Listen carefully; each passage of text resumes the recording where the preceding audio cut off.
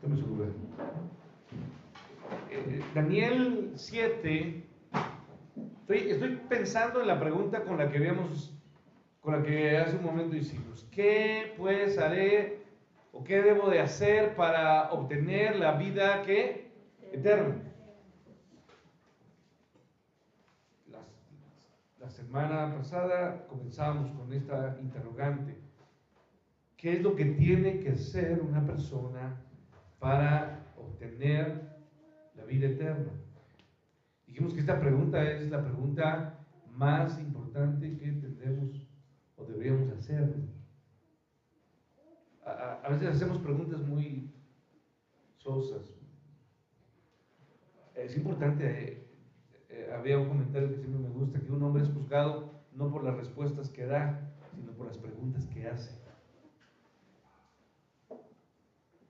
Porque una pregunta muestra el interés de dónde, hermanos, de nuestra mente, de nuestro corazón.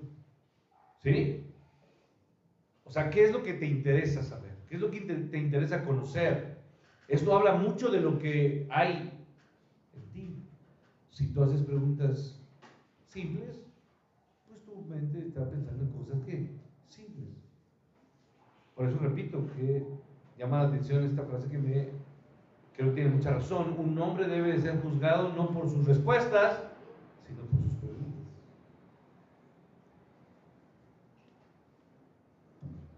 El primer punto que estamos tocando de la vida eterna es la naturaleza de la vida eterna. Salud. Para los judíos era claro, o tenían claro que la vida eterna existía. Ellos sabían de esto y muchos pasajes del Antiguo Testamento hacen referencia a esta afirmación o este punto que tenía claro el pueblo judío.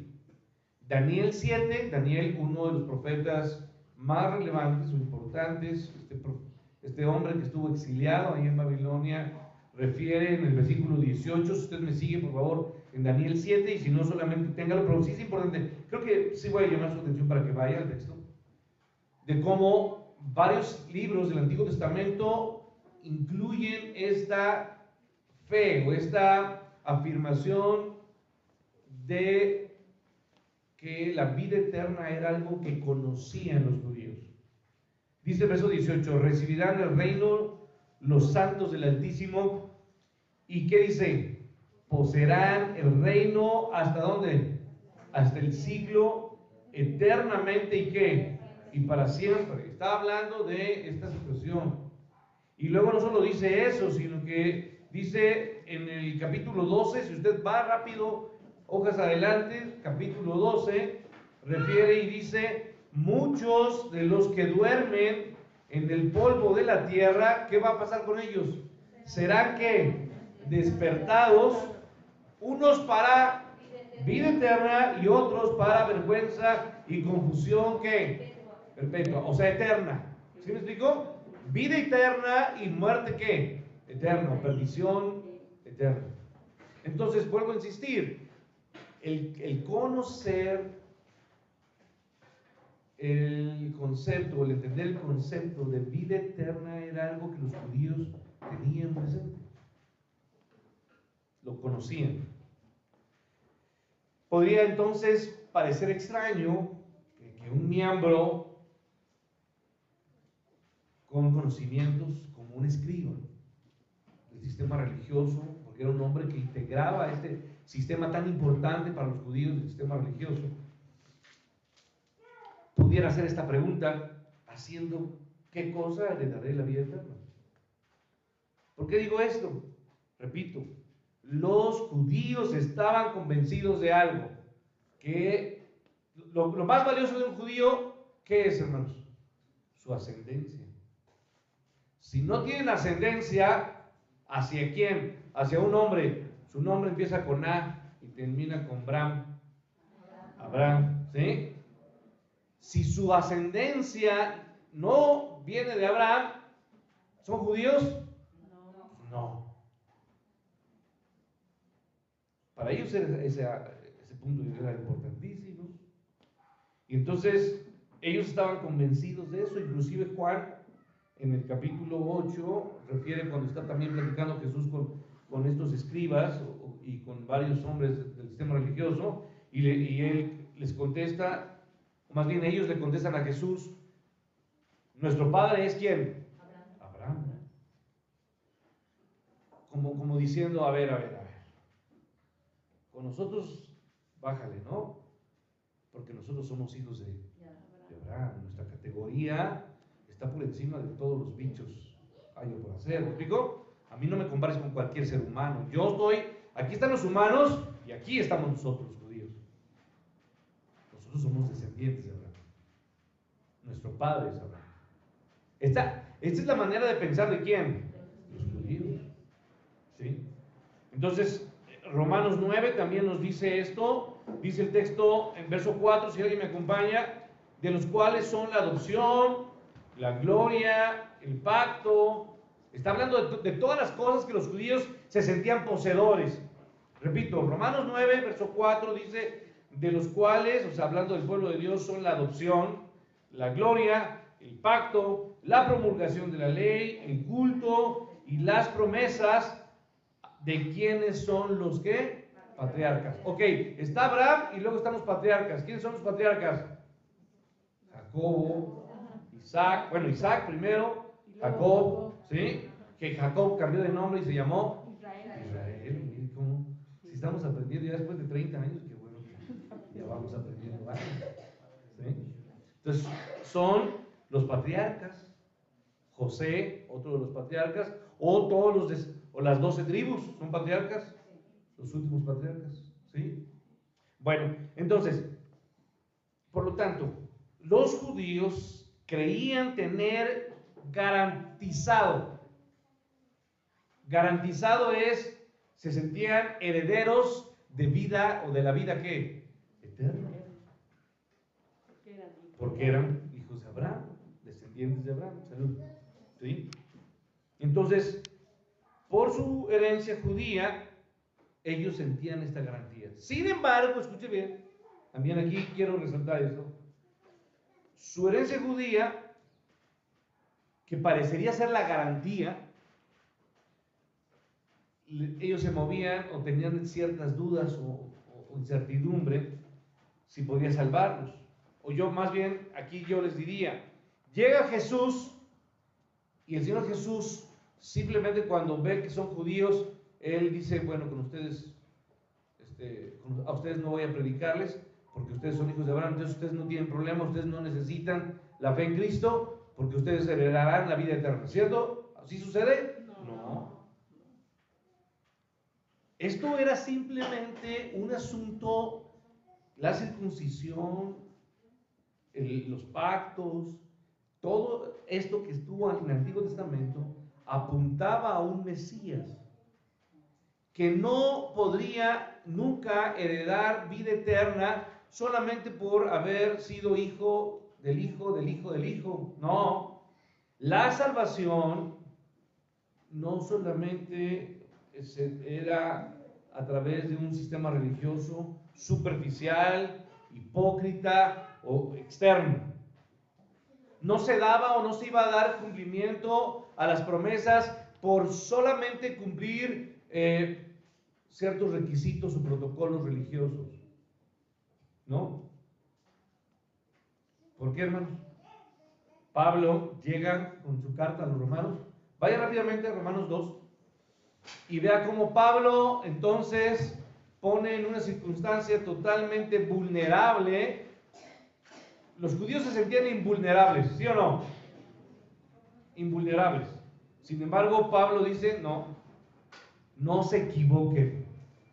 Su fe, entre comillas, su religión, entre comillas, espiritual, sus protocolos o sus ritos o sus cultos y sus ofrendas y holocaustos y todo eso es inútil porque eso es externo, hipócrita. Y Romanos 2, verso 28 dice, no es judío el que lo es que exteriormente, ni es que la circuncisión la que se hace exteriormente en la carne, sino que es judío. ¿Quién es judío, hermanos? el que lo es en lo interior, y la circuncisión es la del corazón, en espíritu, no en qué, no en letra, la alabanza de la cual no viene de los hombres, sino de... A ver, ¿quiénes adoran a Dios, hermanos? Los que cantan nada más, los que le adoran en espíritu y en verdad. Nadie puede adorar a Dios si no tiene a quién, a Dios, si no tiene a Cristo. ¿Sí? No, nadie puede adorar a Dios si no tiene a Cristo. Entonces, la duda que tenía este escriba, ¿sí?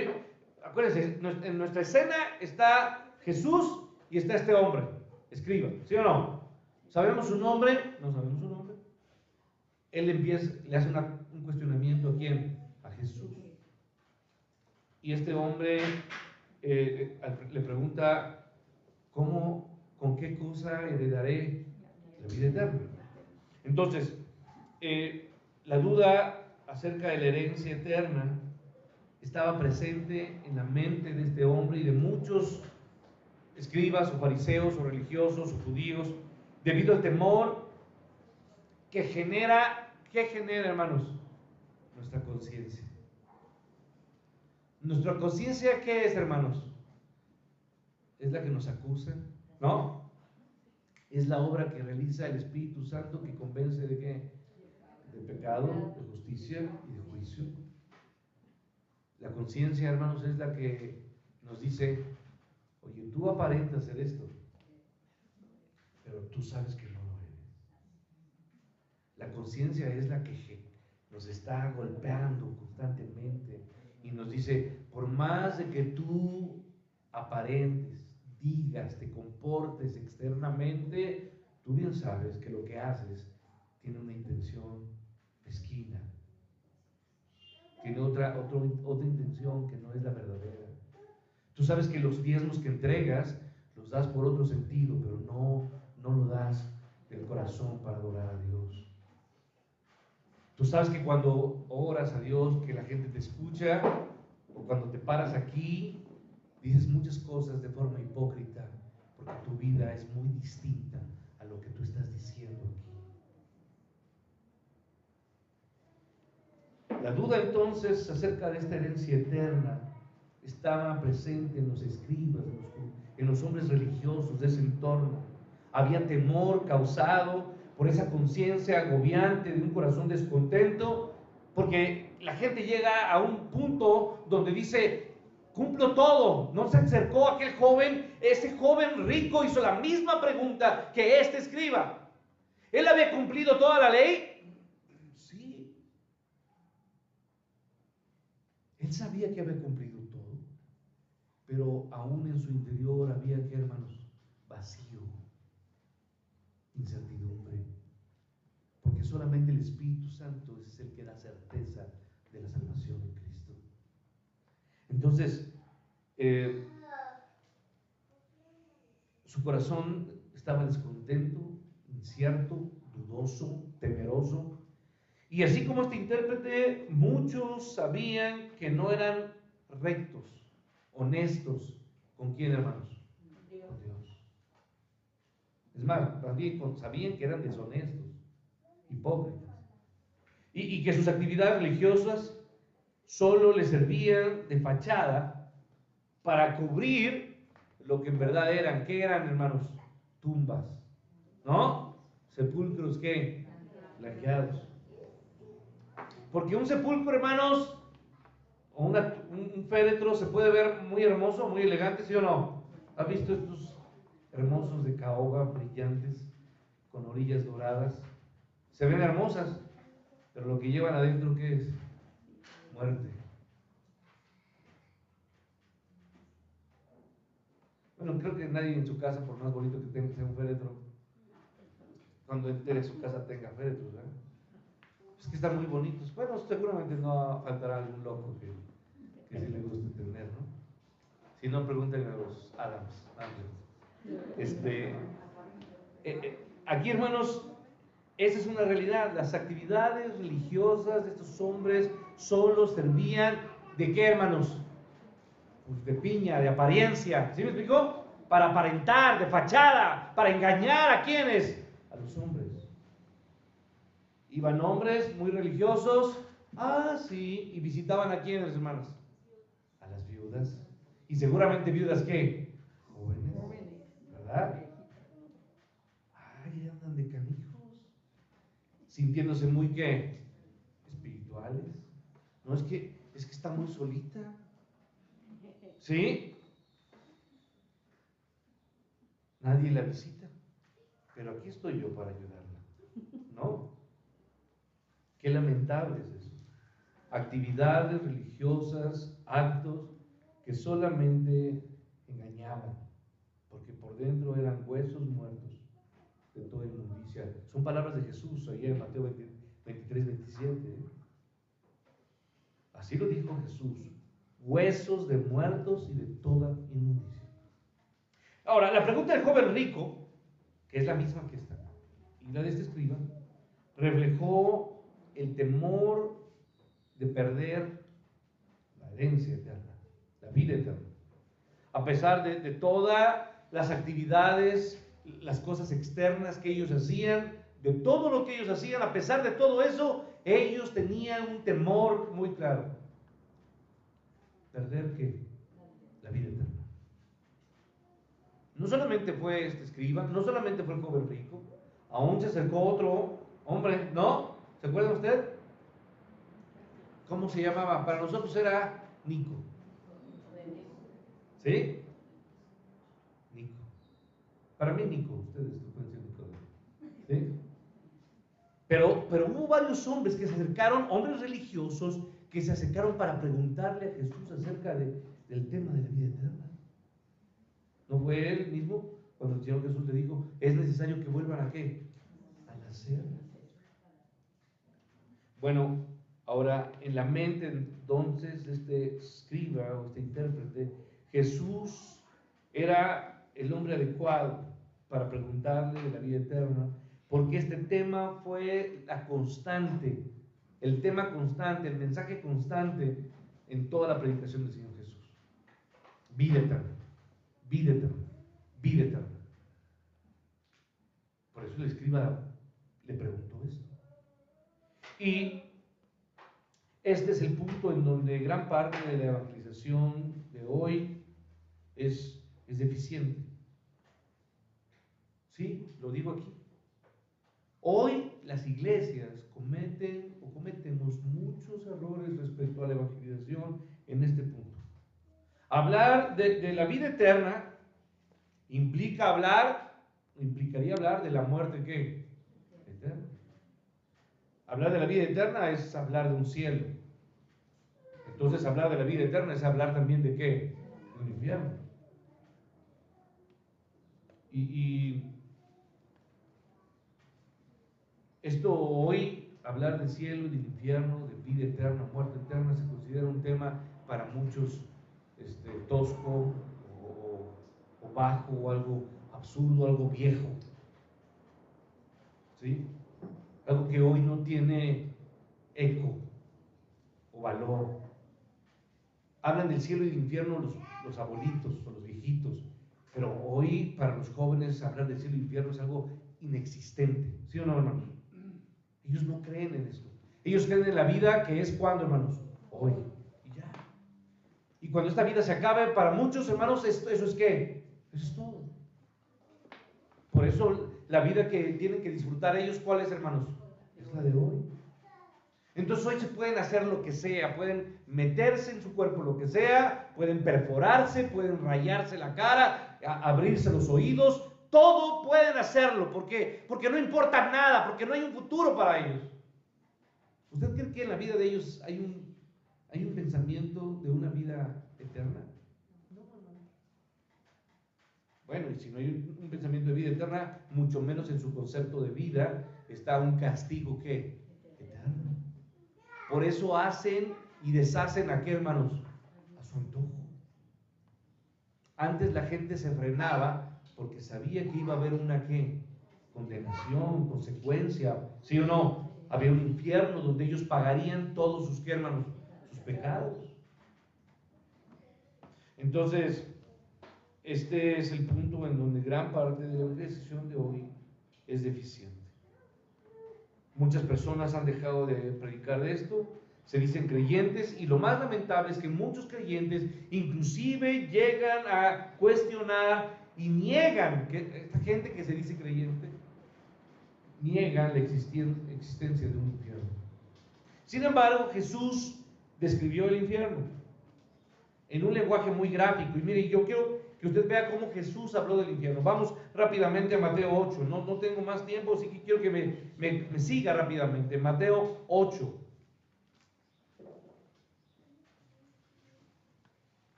Verso 12. Dice el texto: mas los hijos del reino serán echados ¿en dónde, hermanos? A las tinieblas de afuera. Y allí, ¿qué va a ser, hermanos? Lloro y crujir. Y hermanos, solamente llora una persona que se lamenta. Y crujen los dientes una persona que le duele. Quizá usted ha llorado. Quizá usted no conoce lo que es crujir dientes. Porque cuando hablamos de crujir, estamos hablando no dolor sentimental, sino de dolor que físico. Uno aprieta las mandíbulas, eso se llama crujir. Mucha gente amanece con un poco de sangre. ¿Por qué, hermanos? Porque ha apretado ¿qué? Las mandíbulas. Porque en el sueño no tuvo mucho descanso, porque estuvo tensa, y lo que hace es comprimir mandíbulas. Se comprimen mandíbulas cuando uno siente dolor.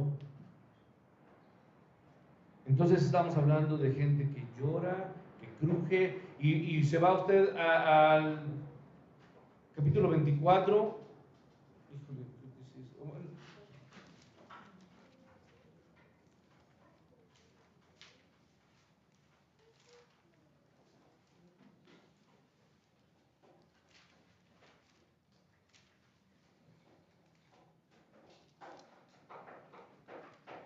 Me acompaña el verso 51. ¿Y qué dice? Y lo castigará que duramente, y pondrá su parte con los hipócritas. ¿Dónde van a estar los hipócritas, hermanos? Allí será el que, el lloro y el crujir de dientes. Nuevamente. Y si va a Marcos 9, vaya a Marcos 9, siguiente evangelio, capítulo 9, y se va al verso 43. Dice el texto: si tu mano te fuera ocasión de caer, ¿qué tienes que hacer con tu mano? Córtala. Mejor te es entrar en la vida manco que teniendo dos manos e ir ¿a dónde? Al infierno, al fuego que no puede ser ¿qué? Apagado. Verso 44, donde el gusano de ellos ¿qué? No muere y el fuego nunca se apaga. Y el 45, y si tu pie te fuera ocasión de caer, ¿qué haces? Córtalo. Mejor te es entrar a la vida cojo que teniendo dos pies ser echado ¿en dónde? En el infierno, al fuego que no puede ser ¿qué?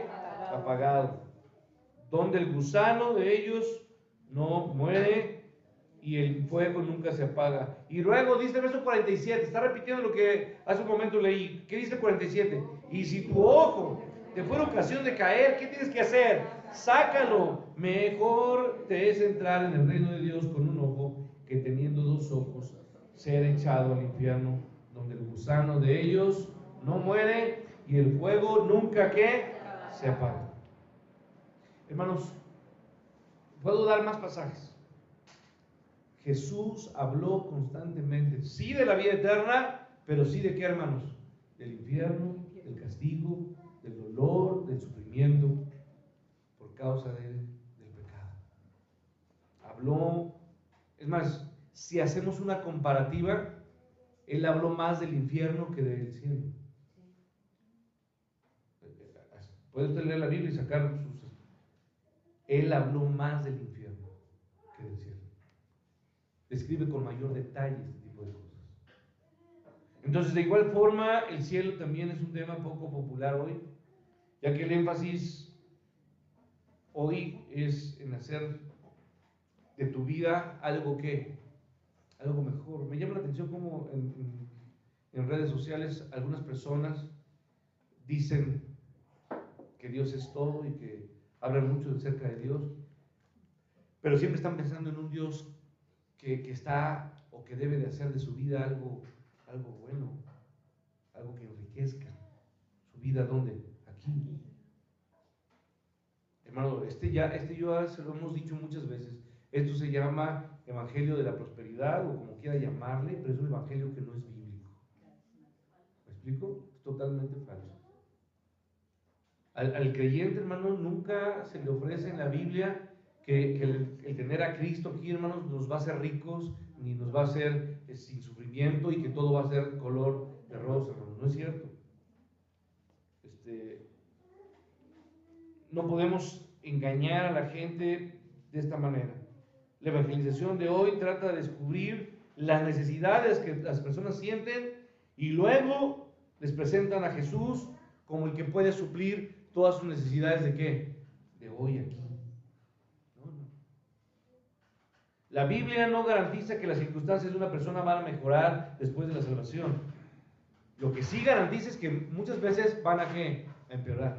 Vaya rápido conmigo, con eso termino. Hechos 14, verso 22, por favor. Vamos a Hechos, a 1 Tesalonicenses y con 1 de Pedro 4 termino. Por favor, Hechos 14.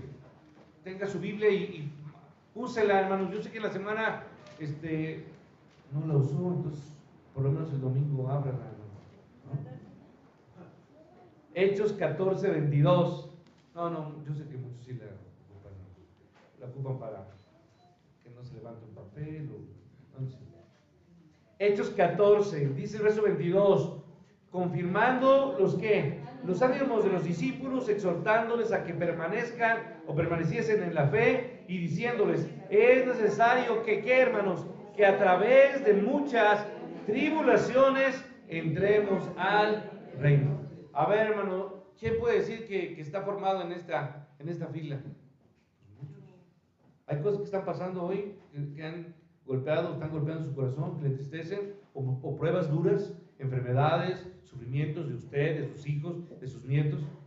¿No le duele que su hijo sufra o sus nietos sufran?